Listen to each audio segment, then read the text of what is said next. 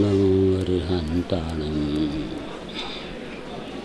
नमो सिद्धाणं नमो आर्याणं नमो वज्रायणं नमो लोये सौवसाहुणम्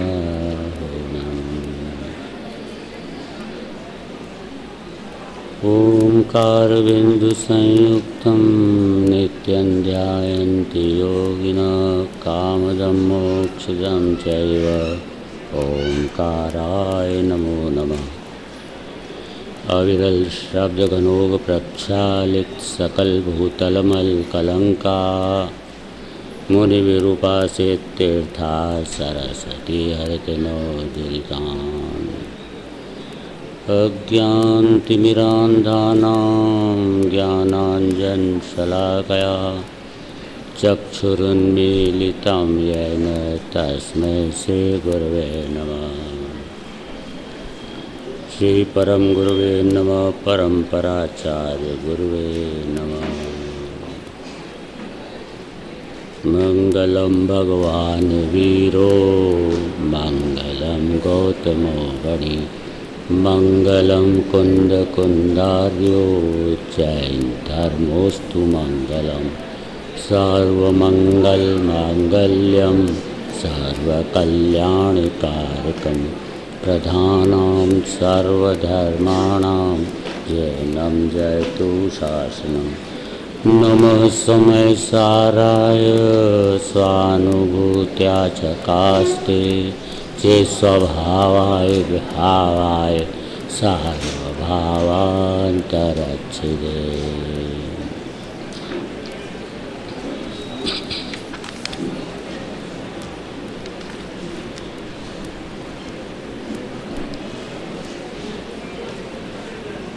कुंद कुंदाचार्य देव का यह जो समयसार ग्रंथ है, उसमें जो समयसार है वह इस ग्रंथ में नहीं है, वो तो इस देह देवल में विराजमान है। ये समयसार तो समयों में सार अर्थात सारभूत पदार्थ जो सिर्फ इस तीन लोक तीन काल में शुद्धात्मा ही हो सकता है, अन्य कोई नहीं।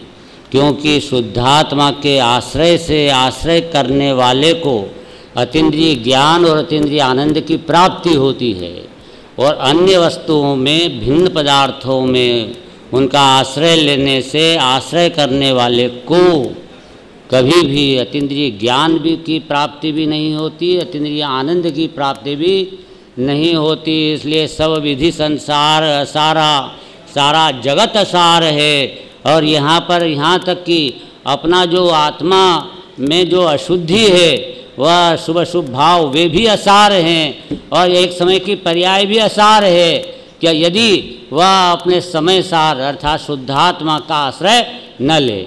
इसलिए शुद्धात्मा ही तीन लोक में सार है। ऐसे इस ग्रंथ को ऐसा ये जो शुद्धात्मा अंदर है समय सार, उसकी कथनी रूप यह ग्रंथ है। इसलिए ये व्यवहारने से समय सार है, यह ग्रंथ व्यवहारने से समय सार है। निश्चय नहीं से तो मैं समय सार हूँ। और इसमें चल रहा है प्रकरण 294 नंबर की गाथा के अंतर्गत टीका का चौथा पैराग्राफ है। आत्मा का स्वलक्षण चैतन्य है। इधर PDF है। अच्छा, गाथा बोल लेते हैं पहले। जीवो बंधो यतहा छिज्जन्ति सलक्षणेण्येहिं पण्णाच्छेदनायेण दो छिन्नाणानत्तमावण्णा छेदन करो जेव बंधकातुम नियत निज निज चिन्ह से प्रज्ञा छेनी से छेदते दोनों पृथक हो जाए।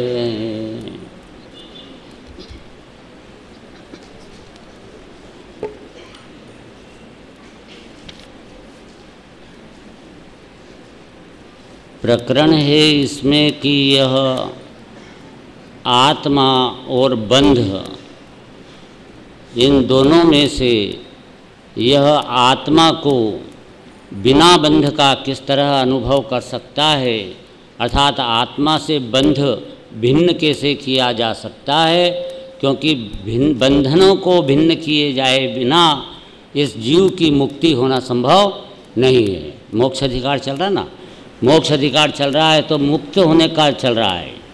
कैसे मुक्त हो, तो सीधी बात है कि बंधनों को तोड़ दो तो मुक्त हो गए। तो बंधन कैसे तोड़ें, तो पहले जानो कि बंधन भिन्न है, जीव भिन्न है। तो कैसे जाने कि बंधन भिन्न है, तो क्या है बंधन, उनका लक्षण बतलाइए, चिन्ह बतलाइए। तो ये चिन्ह यहाँ पे शुरू होता है, आत्मा का लक्षण क्या है ये बताइए। तो हम मेरे ज्ञान द्वारा जो हमारा लक्षण है, उस लक्षण से हम अपने लक्ष्य को प्रसिद्ध कर सकते हैं। और बंध के लक्षणों के द्वारा बंध रूप लक्ष्य, इसको हम यहाँ अपने से पृथक कर सकते हैं, यानी पृथक देख सकते हैं। अर्थात शुरुआत होती है आत्मा के लक्षणों की, आत्मा का लक्षण, फिर बंध का लक्षण बाद में। अब दोनों के लक्षण चल रहे हैं सिर्फ, क्योंकि जड़ चेतन भिन्न स्वभाव लक्षण से जानो। लक्षणों से ही जड़ को जड़ जान लिया जाता है और चेतन को चेतन जान लिया जाता है। लक्षण, चैतन्य का लक्षण जानते ही यह चेतन द्रव्य, इसके उपलब्धि उसको होती है। तो आत्मा का स्वलक्षण चैतन्य है, चैतन्य। देखो भाई, ये जो चैतन्य है, ये दो गुण हैं, एक ज्ञान गुण और दर्शन गुण। इन दो गुण को चैतन्य कहते हैं, ठीक है। और जो द्रव्य है वो तो है चेतन, द्रव्य का नाम चेतन, उसमें ज्ञान दर्शन गुण को कहेंगे चैतन्य। और उनकी जो पर्याय होती है जानना और देखना, उसका नाम है चेतना। चेतन, चैतन्य, चेतना। द्रव्य है चेतन, गुण है चैतन्य और पर्याय है चेतना। मैं जीव द्रव्य हूँ, ज्ञान मेरा गुण है और जानना मेरी पर्याय है।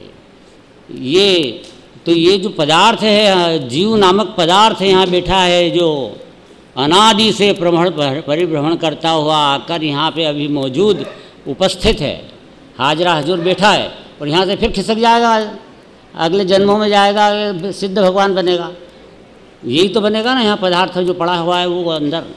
यह जो अंदर चेतन द्रव्य है, उसका स्वरूप क्या है, तो उसका स्वरूप हम जानेंगे, लेकिन पहले लक्षण को पहचानते हैं। ये लक्षण से उस द्रव्य के स्वरूप को ग्रहण करेंगे। तो लक्षण है यहाँ पर चैतन्य, जानना और देखना, चैतन्य गुण और उसकी पर्याय। यानी चैतन्य गुण है, उस गुण को लक्षण बनाना कि पर्याय को लक्षण बनाना, ये बात को हम यहाँ पे आगे हाल डिटेल करेंगे।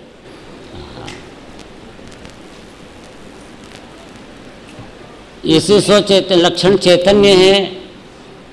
तत्वार्थ सूत्रों में उमा स्वामी ने कहा उपयोगो लक्षणम, तो हाँ भी जीव के लक्षण बताया ना, उपयोगो लक्षणम। यहाँ भी ये चैतन्य मतलब उपयोग ही है, ये उपयोगी है, ये उपयोग जीव का लक्षण है। तो यहाँ क्योंकि वह समस्त शेष द्रव्यों से असाधारण है, अन्य द्रव्यों में नहीं है। यह जो लक्षण है, ज्ञान दर्शन लक्षण, चैतन्य लक्षण या उपयोग लक्षण, यह सिर्फ जीव नामक एक पदार्थ में है, शेष द्रव्यों से असाधारण है। असाधारण है अर्थात अन्य किसी द्रव्य में यह नहीं पाया जाता, न पुद्गल में पाया जाता है, न धर्म द्रव्य में पाया जाता है, न अधर्म द्रव्य में पाया जाता है, न आकाश द्रव्य में पाया जाता है, न काल द्रव्य में पाया जाता है। सिर्फ एक जीव राज में ही ये लक्षण पाया जाता है। जानने देखने की ज्योत से जो जगमगाता रहता है, वह सिर्फ एक चैतन्य देवता है, यह एक पदार्थ है तो जानने देखने से जगमगाता रहता है। अभी तो ये और बारीक बात करना हो तो इसमें असाधारण कि आत्मा का लक्षण चैतन्य है और वो असाधारण है, तो असाधारण है तो अन्य द्रव्य से असाधारण है, अर्थात अन्य द्रव्य के साथ मैच नहीं करता, अन्य द्रव्य के साथ उसकी किसी तरह से तुलना नहीं की जा सकती, इसलिए असाधारण कहा। माने extraordinary is equal to असाधारण, तो एक्स्ट्रा ऑर्डिनरी है ये आत्मा। बिल्कुल सारे तीन लोक में जितने पदार्थ हैं उन सब पदार्थों से अलग थलग है। कौन सा पदार्थ? आत्मा। तो ये आत्मा अलग है तो भाई साहब ये तो जगत में अन्य पदार्थों से आप अलग बता रहे हो, तो अन्य जीव जो दूसरे हैं उनके पास भी तो चैतन्य लक्षण है, दूसरे जीव के अंदर चैतन्य लक्षण है कि नहीं है? तो सबके पास लक्षण है, तो आप कैसे कह सकते हो कि अन्य द्रव्य से असाधारण है? अन्य द्रव्य तो जीव भी होते हैं ना, अपने आत्मा से अन्य द्रव्य तो जीव भी होते हैं, तो वे जीव के अंदर भी तो ये लक्षण है अन्य में, तो फिर उन सब से अलग हटके मेरा लक्षण चैतन्य बता रहे हो कि हाँ बिल्कुल सही बोल रहे हैं। इस तीन लोक तीन काल में जो ज्ञायक नाम है ना, ज्ञायक, छठी गाथा में नहीं अप्रमत्त प्रमत्त नहीं, जो एक ज्ञायक भाव है। कितने ज्ञायक भाव है? एक ही है कि सारे विश्व में जितने जीव हैं उतने हैं ज्ञायक।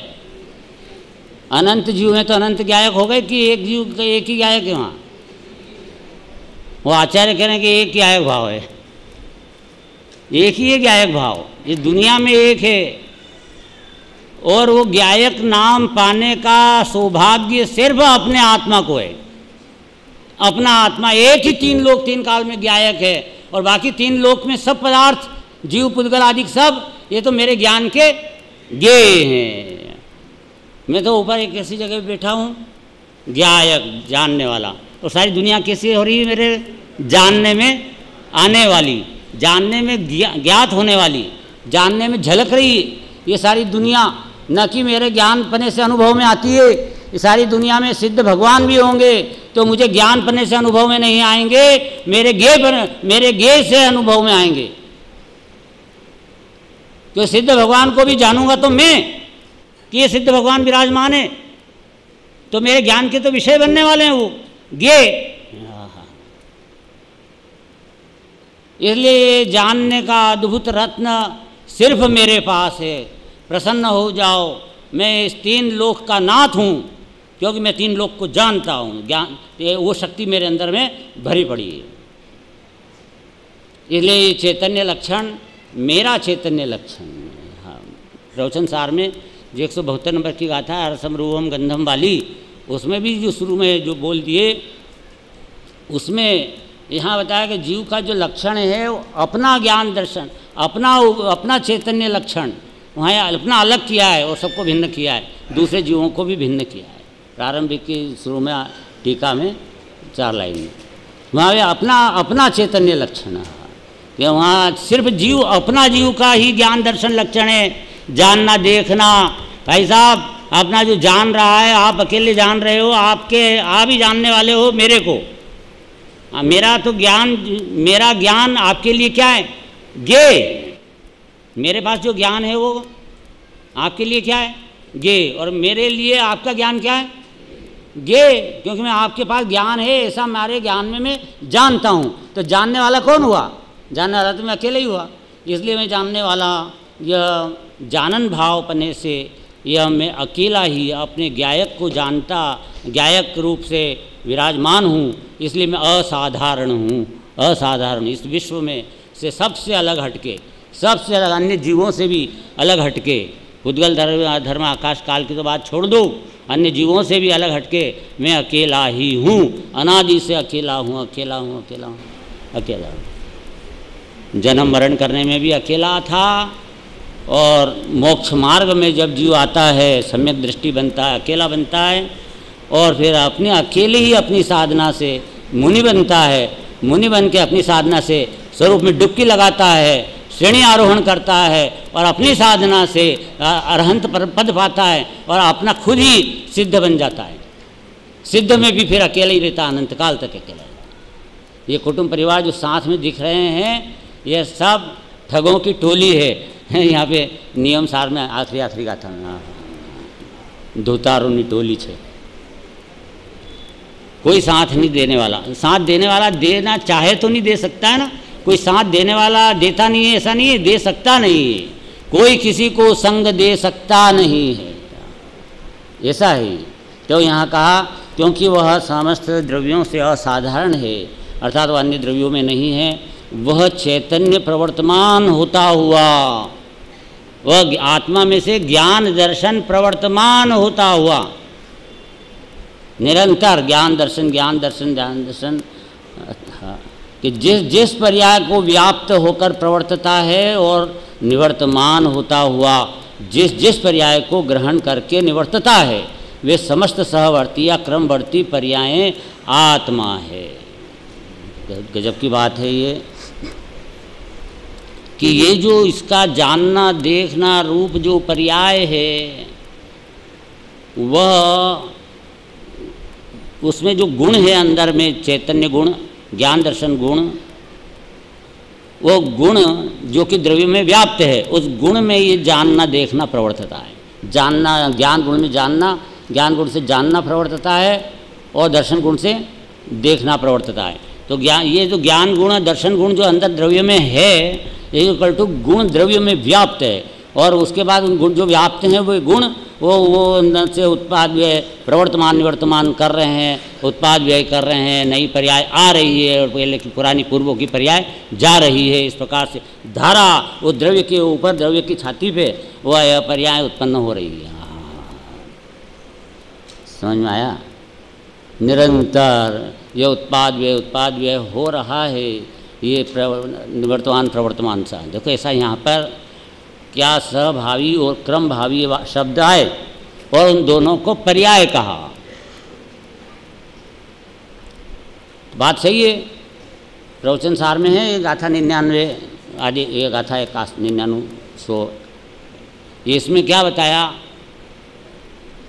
कि एक द्रव्य की तीन वस्तु की तीन पर्याय, अर्थ के तीन पर्याय, द्रव्य को पर्याय कहा वहाँ पे, द्रव्य पर्याय, गुण पर्याय और पर्याय उन्हें उत्पाद पर्याय, व्यय पर्याय और ध्रुव पर्याय,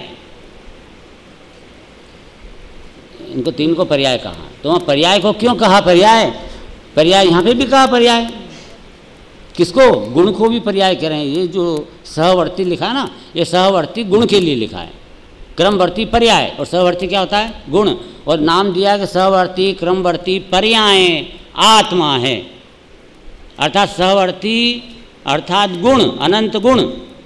देखो एक अपने द्रव्य के अंदर दो पर्याय हैं, अपने एक द्रव्य में दो पर्याय हैं। प्रत्येक द्रव्य दो पर्याय का पिंड होता है। गुण पर्याय व द्रव्यम, आया कि नहीं आया? तो प्रत्येक द्रव्य गुण पर्याय का पिंड होता है, खाली खोखला बारदान नहीं होता। तो अब वो वहाँ पर वो प्रत्येक द्रव्य जो अनंत गुणों, तो वो वहाँ पर गुण पर्याय व द्रव्यम। और इसको कहा कि दो पर्याय उसके अंदर होती हैं प्रत्येक द्रव्य में, एक सहभावी पर्याय और एक क्रमभावी पर्याय। तो सहभावी पर्याय का अर्थ होता है गुण, अनंत गुण उसके अंदर रहते हैं। और क्रमभावी पर्याय मतलब एक के बाद एक उत्पन्न होने वाली समयवर्ती, एक एक समय की पर्याय, उत्पाद व्यय लहरें उत्पन्न होती है। जैसे समुद्र एक द्रव्य है, उसके अंदर भरा हुआ है जो पानी आदि वो सब उसके गुण हैं, और उसके ऊपर लहरें उत्पन्न हो रही है, वो लहरें उसकी क्या है? पर्याय हैं। लहरें तो बदलती रहती ना, समुद्र तो नहीं बदलता, पानी भी नहीं बदलता, पानी भी वो का वही, समुद्र वो का वही। और वो सहभावी जो साथ में रहे, एक साथ वो सहभावी गुण एक साथ रहते हैं। ज्ञान गुण दर्शन चारित्र गुण सुख गुण प्रभुत्व गुण विभूत गुण सर्वदर्शित्व गुण सक्षत प्रकाशत्व गुण आदि ये अनंत गुण कहाँ रहते हैं? आत्मा में एक साथ रहते हैं, क्रम से नहीं रहते, एक के बाद एक साथ अनादि से है वो के वही हैं, वे के वही हैं, वे के वही हैं, इस प्रकार साथ रहते हैं। और पर्याय नई उत्पन्न होती है, जो मति ज्ञान, फिर शुद्ध ज्ञान, मति ज्ञान, शुद्ध ज्ञान, अवधि मन पर्याय केवल ज्ञान, सब पर्याय पलटती रहती है। हाँ, प्रति समय पर्याय पलटती है। ब्याल में जो भक्ति ज्ञान में आ रही थी जिनेन्द्र की, और अब जो है प्रवचन ज्ञान में आ रहा है, तो ये पर्याय ज्ञान की पर्याय पलट रही है ना, प्रति समय प्रति क्षण क्षण पलट रही है। ये आकार बदल रहे हैं कि नहीं बदल रहे? ये ज्ञाकार कहाँ से बदल रहे हैं? ये जानना कैसे बदल रहा है और किसको जान रहा है, कौन जान रहा है, इस बात के संबंध में सही जानना चाहिए। ये जानने को ही नहीं जान रहा, इसको ज्ञान का ज्ञान नहीं है, इसका नाम अज्ञान है। और यहाँ पे ज्ञान का ज्ञान कराते हैं, इसकी ज्ञान का ज्ञान कराते हैं। ज्ञेय का ज्ञान तो बहुत किया, ये क्या है, ये क्या, ये सोना है, ये चांदी है, ये खूब ज्ञान किया ज्ञेयों का।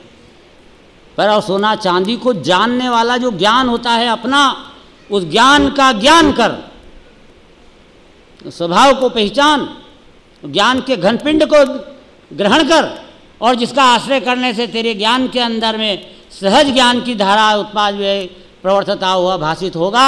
इसलिए बाहर भिन्न ज्ञेय से दृष्टि हट जाएगी और अंदर में स्वभाव पर दृष्टि टिकी रहेगी। जानना का काम बंद नहीं होगा, अभी तो केवल ज्ञान प्रकट हो जाएगा, लोकालोक दिखने लग जाएंगे।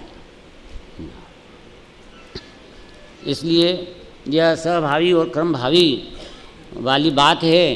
तो यहाँ पर स्वभावी जो क्रम जो गुण है, बोलो अब एक भाई साहब मिले कि मेरे को बहुत काम है, दुनिया में बहुत काम है, मेरे को फुर्सत ही नहीं है।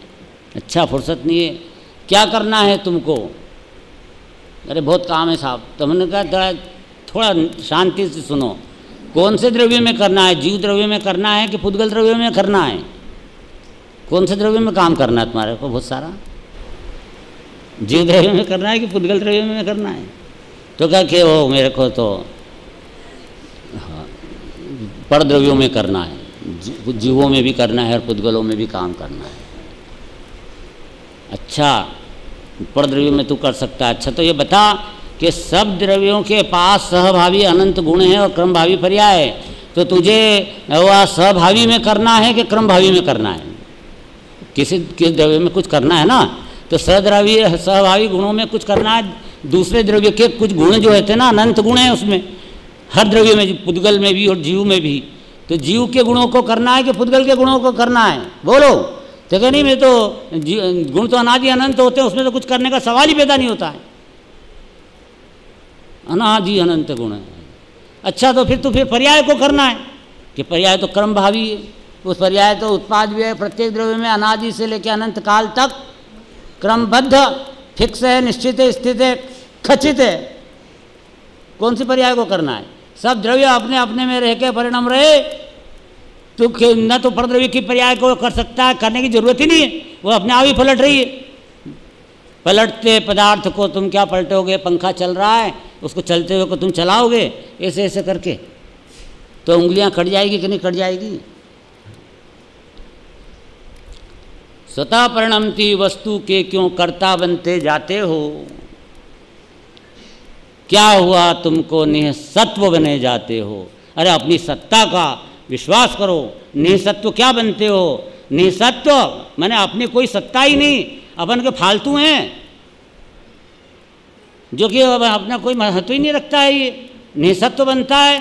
अरे अपनी सत्ता का विश्वास कर, तू बहुत महान है, भगवान है, तेरे अंदर गुण अनंत की खान है, और पर्याय निरंतर अपने आप उत्पाद व्यय होती है, और उत्पाद व्यय होती है इसलिए अपनी पर्याय में अपने को कुछ नहीं करना है, तो दूसरे द्रव्य की पर्याय में क्या करना है? इस प्रकार से निवृत्ति धारण करो और अपने स्वरूप में डटो, ये पुरुषार्थ करो, मालूम पड़ेगा कि अपने को भी पुरुषार्थ भी अपने आप होता है, क्रमबद्ध पर्याय भी अपने आप उत्पाद व्यय होती है पुरुषार्थ रूप से।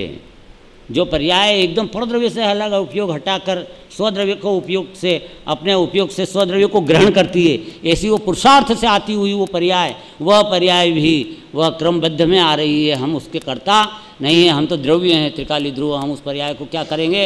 अपने स्वसन्मुख दृष्टि हमको करना है कि पर्याय हमारी दृष्टि करेगी? पर्याय हमारी दृष्टि करेगी, हम पर्याय को हम फेरेंगे आत्मा, हम आत्मा क्या उस पर्याय को पलटेंगे कि चल तुम मेरी तरफ दृष्टि कर, तुझे कुछ नहीं करता, तू तो ध्रुव भगवान है, ध्रुव भगवान बैठा है। हाँ हाँ। तो यहाँ क्या कहते हैं कि ये सब इस प्रकार पर्याय आत्मा है। देखो स्वभावी और क्रमभावी पर्याय आत्मा है, इसका नाम है ये कि गुण और पर्यायों का पिंड द्रव्य है। गुण पर्याय वद द्रव्यम, द्रव्य गुण पर्यायवान है।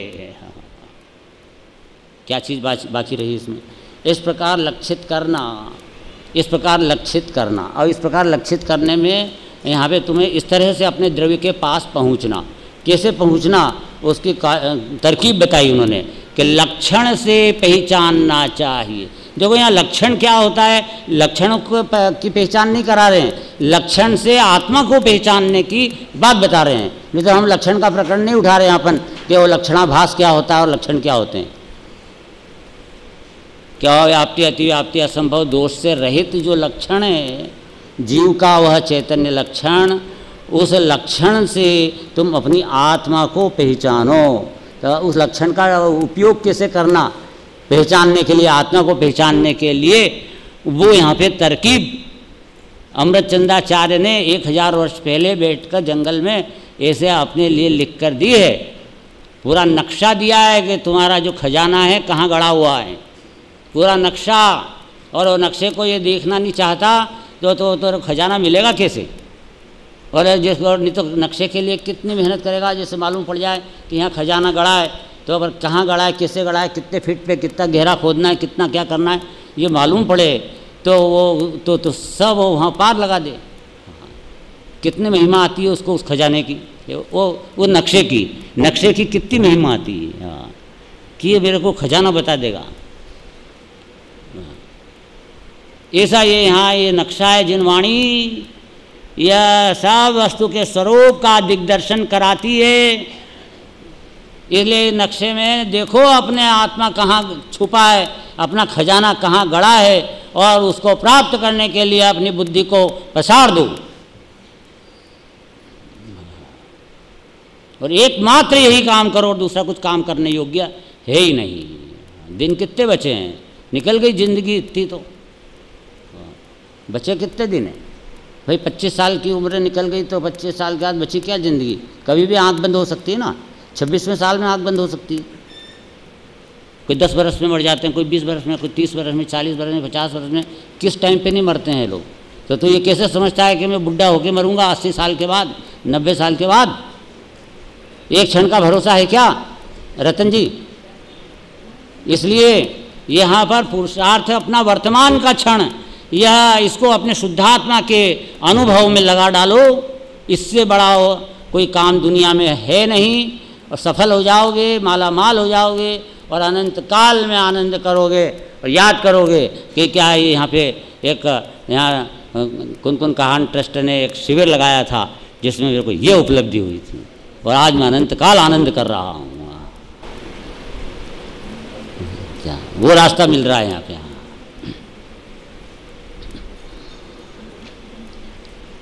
इस प्रकार लक्षित करना, लक्षणों से पहचानना चाहिए, अर्थात जिन जिन गुण पर्यायों में चैतन्य लक्षण व्याप्त होता है,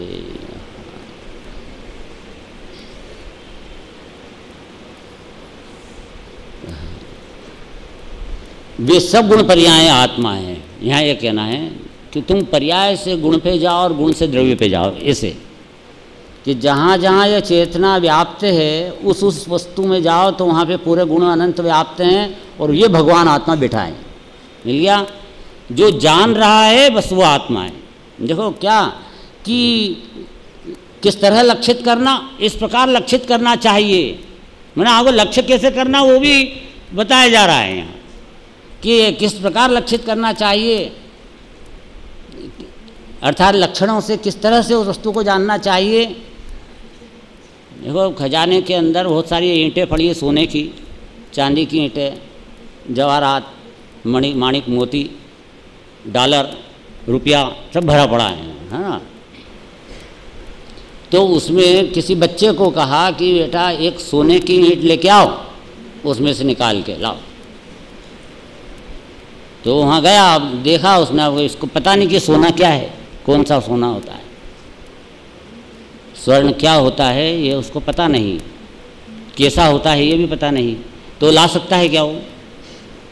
फिर वो अभी लौट के आ गया, तो पिताजी ने कहा कि बेटा जो पीला होता है ना, पीला कलर का है, गोल्डन कलर, उसको लेके आओ। तो वो गोल्डन कलर मतलब लक्षण बताया उन्होंने, उसका लक्षण। तो वो लक्षण से वो गोल्डन क्या है, गोल्डन क्या, इतनी चीज़ों में तो गोल्डन में वो गोल्डन दिखा, कलर दिखा उसको, येलो कलर।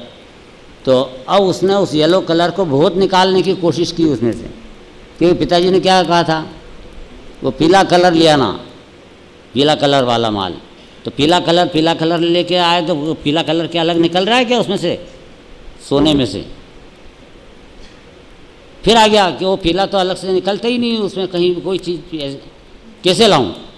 कि नहीं वो पीला नहीं लाना है, जहाँ पीला है ये पीला जो गुण, पीला क्या है, पर्याय है, पर्याय है। वहाँ पर उसी के अंदर जहाँ पीला पर्याय है वहाँ पर एक गुण है, वहाँ पर वर्ण नाम का, उस पुद्गल में वर्ण नाम के गुण हैं, ऐसे अनंत गुण हैं उसमें। और उसका गुणों का जो पिंड है, वो पिंड पूरा, वो उसका नाम सोना है। अकेले पीले का नाम सोना नहीं है, अकेले पीले का नाम सोना नहीं, पूरा द्रव्य अनंत गुणों का पिंड है, उसका नाम सोना है। तो तेरे को तो हमने पीला कलर तो सिर्फ लक्षण के लिए कहा है, और लक्षण से तू लक्ष्य पे पहुंच करके उस वस्तु को उठा के ला। तो वो बच्चा गया और एकदम लक्षण से उसने ढूंढा, और लक्ष्य स्वर्ण था, लक्ष्य पकड़ लिया। लक्षण पकड़ा कि लक्ष्य पकड़ा? लक्षण किसे कहते हैं? बस जो लक्ष्य को प्रसिद्ध करे, जो लक्ष्य को प्रसिद्ध करे वो लक्षण है ना। वो पीला कलर स्वर्ण को बताता है, तुम स्वर्ण को ग्रहण कर लो तो तुमने वो पीले लक्षण को पहचाना। लक्षण लक्ष्य को प्रसिद्ध करता है। और इसको पूछा कि तुम्हारा जीव का लक्षण क्या? तो के उपयोग लक्षणम चैतन्य लक्षणम। तो ये चैतन्य लक्षण बताया तुझे, ये जानने, जो जान रहा है ना, बस वो ही भगवान है, वही आत्मा है। जानना पकड़ में आ रहा है तुझे, जानक स्वभाव पकड़ में आता है, तो क्या? हाँ पकड़ में आता है, जाने छे हाँ ये जाने छे ना, ये माइक छे, जाने छे। कौन जाने छे? उपयोग ने सूक्ष्म करीने जान कि अंदर जानने वाला क्या है। वो उपयोग ले जा अंदर, कहाँ पे? ज्ञान पे, कि जान कौन रहा है यहाँ। जानने में क्या आ रहा है? नहीं, जान कौन रहा है। वो जानने वाला एक ही है, वो जान रहा है, वह वहाँ पे बस पूरा भगवान बैठा हुआ है, आत्मा वहीं का वहीं, पिंड का पिंड सिद्ध भगवान बैठा हुआ है। तो पक्का समझ, एकदम बेधड़क और निसंदेह हो जा, धोखा नहीं है यहाँ। इस प्रकार तू अपने भगवान आत्मा को प्राप्त कर ले, स्वीकार कर ले। तेरे हित की बात चल रही है, इसमें किसी दूसरे को कोई लेना देना है नहीं। इसलिए यहाँ क्या कहा कि गुण पर्याय, तो वहाँ पर इस तरह से ज्ञान गुण से लक्षण से द्रव्य तक जाना है अपने को। देखो ऐसा है, लक्षण की बात चलती है, लक्षण पर्याय है, जानने देखने की पर्याय लक्षण बनाना, कि गुण को लक्षण बनाना, चैतन्य गुण को, कि द्रव्य को लक्षण बनाना। तीनों में से किसको लक्षण बनाएं? जानने की पर्याय लक्षण, उन्हें उपयोग लक्षणम का अर्थ हम क्या निकालें? जानने की पर्याय मालूम है? जानने की पर्याय का अर्थ क्या होता है? ज्ञेयाकार परिणमन इजिकल टू ज्ञान की पर्याय। ज्ञेयाकार परिणमन माने ज्ञान की पर्याय में जो ज्ञेय जानने में आते रहते हैं, चित्र बनते रहते हैं ज्ञान में।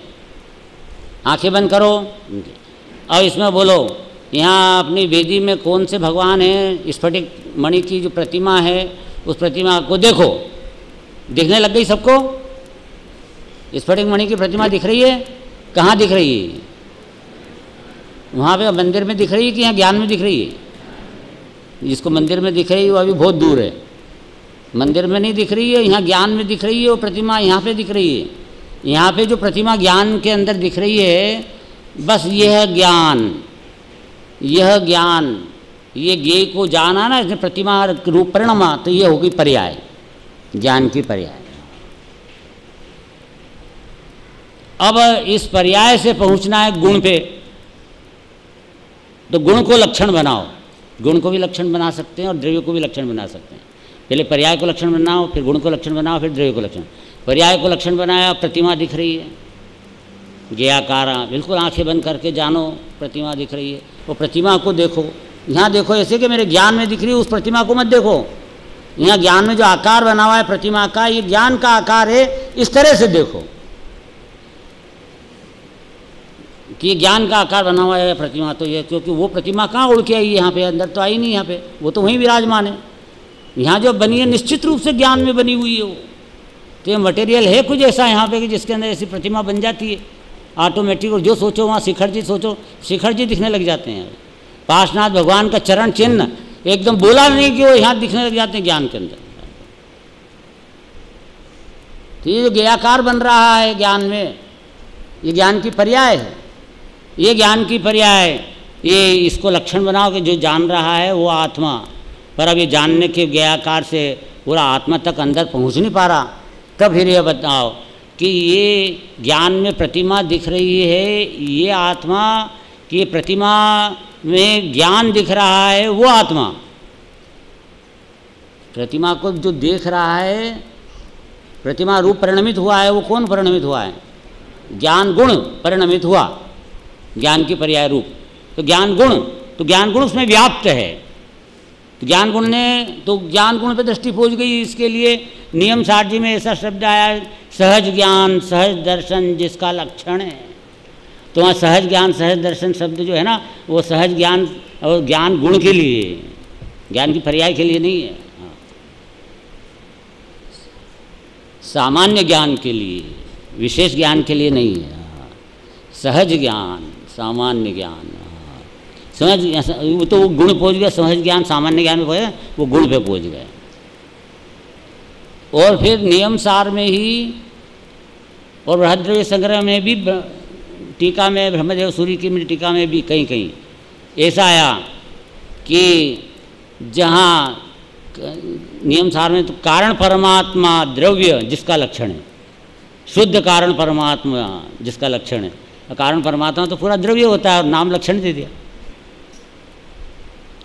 इसका अर्थ है यहाँ कि वो लक्षण लक्ष्य को एक कर दिया, एक करके वस्तु पे पहुँच गए, एक वस्तु पहुँच गए और लक्षण लक्ष्य का विकल्प अंतर्धान कर दिया, और जिससे एक अखंड शुद्ध निर्मल चिन्ह मात्र वस्तु ही अनुभूति में आने लग गई, और वो आत्मा के अंदर से अतीन्द्रिय आनंद प्रकट हो गया और ज्ञान स्व को स्वरूप और पर को पर रूप जानने लगा। देखो, द्रव्य पर दृष्टि जाते ही 3 काम होंगे एकदम। अनुभूति में द्रव्य आएगा, जैसे ही उपयोग गया उस द्रव्य में लक्ष्य, बस 3 काम एक साथ होने वाले हैं। नंबर 1, श्रद्धा गुण की पर्याय में, अर्थात श्रद्धा गुण की पर्याय में ये जो त्रिकाली द्रव्य ध्रुव ध्रुव है, पर्याय को गौण कर, पर्याय का जिसमें पर्याय नहीं है, ध्रुव में थोड़ी पर्याय है, पर्याय में ध्रुव में दोनों मिला के द्रव्य है। पर द्रव्य में अपने को ध्रुव में मेपना लाना है ना, ध्रुव में मेपना लाना है, पर्याय में मेपना नहीं लाना है। देखो सूर्य है, वो सूर्य बनकर बैठा रहता है कि किरणें बन के बैठा रहता है? सूर्य और किरण दोनों मिला के सूर्य है, सूर्य और सूर्य का प्रकाश दोनों मिला के सूर्य है। और वो जो सूर्य है वह उस प्रकाश रूप किरण रूप अपना बनकर बैठा रहता है कि मैं किरण हूँ, कि वो सूर्य बनकर बैठा रहता है, सूर्य बन के, और किरणें प्रकट होती रहती है अपने आप, उत्पाद और नई नई किरणें नई आती रहती है, अपने आप उत्पन्न होती है। सूर्य तो सूर्य में बैठा हुआ है, ऐसे हम आत्मा ध्रुव बैठे हुए हैं। सूर्य ध्रुव में मैं बना लाओ, मैं वो हूँ ध्रुव, और बैठे रहेगा ध्रुव, और अपनी पर्याय उत्पाद नई पर्याय आने लगी। तो श्रद्धा की पर्याय कैसे आई कि जिसने ध्रुव में मैं पना किया हुआ है, त्रिकाली ध्रुव में अहम, ये श्रद्धा सुधर गई, पहले बिगड़ रही थी अब सुधर गई। श्रद्धा त्रिकाली ध्रुव में मैं पना आया ना, तो ये द्रव्य में दृष्टि हो गई, यही द्रव्य की दृष्टि कहलाती है, वो सुधर गई। पर्याय दृष्टि, मिथ्या दृष्टि, द्रव्य दृष्टि, सम्यक दृष्टि। और उसके बाद में ज्ञान गुण की पर्याय, उसमें क्या हुआ? अनुभूति के काल में उसी क्षण से 3 काम होते हैं। श्रद्धा में तो त्रिकाली ध्रुव में मेपना, ज्ञान गुण की पर्याय में स्व को स्व और पर को पर जानना। ज्ञान गुण की पर्याय स्व को स्व जाने, भगवान आत्मा द्रव्य गुण पर्याय सब जानती है, ज्ञान की पर्याय और पर को पर जानती है। समझ में आया? और इसके साथ चारित्र गुण की पर्याय, चारित्र गुण की पर्याय में क्या होता है कि अनंतानुबंधी कषाय का फुग्गा फूट जाता है। अनंतानुबंधी कषाय समाप्त, खत्म। अनंत संसार में भटकाने वाली वो महाकषाय जो इस जीव के रो नरक में डालती है, बार बार निगोद में ले जाती है, कीड़ा बनाती है, कौवा बनाती है, गधा बनाती है, बार बार जन्म जन्म में, और मनुष्य बना दे, देव बनाए तो कितनी देर का। ये सब संसार चारों गति में दुख दुख दुख, इस प्रकार से उसको उठाने के लिए जो कारण बनती थी वो कौन सी पर्याय बन रही थी? ये तीनों ही पर्याय बन रही थी, मिथ्या दर्शन, मिथ्या ज्ञान और मिथ्या चारित्र। तो और इसमें अनंतानुबंधी कषाय अनंत संसार भटकाने का कारण बन रही थी। परंपरा से अनंत संसार में भटकाएगी वो तो परंपरा से। हाँ, समझ में आया?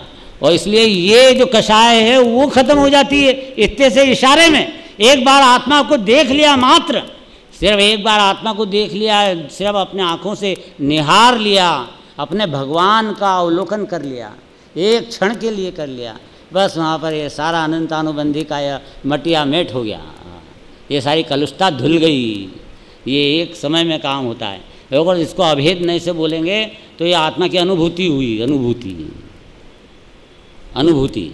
और इसको भेद करके बताएंगे तो सम्यक दर्शन, सम्यक ज्ञान, सम्यक चारित्र और वो सब अनंत गुणों की एक देश शुद्ध निर्मल पर्याय। हाँ, गुण अनंत के रस सबे अनुभव रस के माही, याते अनुभव सारी को और दूसरो नाही।